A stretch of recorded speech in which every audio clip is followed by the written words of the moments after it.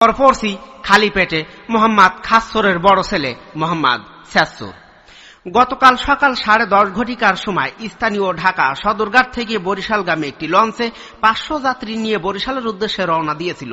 অর্ধেক পথে গেলে চিংড়ি মাছের চাটি খেয়ে লঞ্চটা ডুবে গেলে 500 যাত্রী ভিতরে 450 জন আহত আর 50 জন নিহত হয়।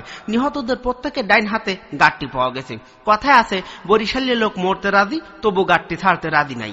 এদিকে আমাদের নিজস্ব সংবাদদাতা আরো জানিয়েছেন, গতকাল সকাল 8:30 ঘটিকার সময় স্থানীয় ঢাকা মিরপুর 8.5 নাম্বার থেকে পকেট মারে এক ভদ্রলোকের পকেট মেরে ঘন্টায় 180 কিলোমিটার বেগে দৌড়ে যাবার সময় গার্মেন্টসে চাকরি করে মোসাম্মদ কুলসুমের বুকের সাথে ধাক্কা খেয়ে পকেট মারটি মৃত্যুবরণ করিয়াছেন।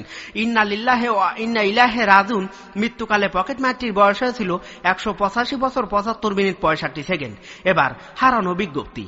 গতকাল রাত্র 3:30 ঘটিকার সময় স্থানীয় জাহান্নামের চৌরাস্তার মোড়ে মোহাম্মদ বেকার আলীর মুদি দোকানের চাউলের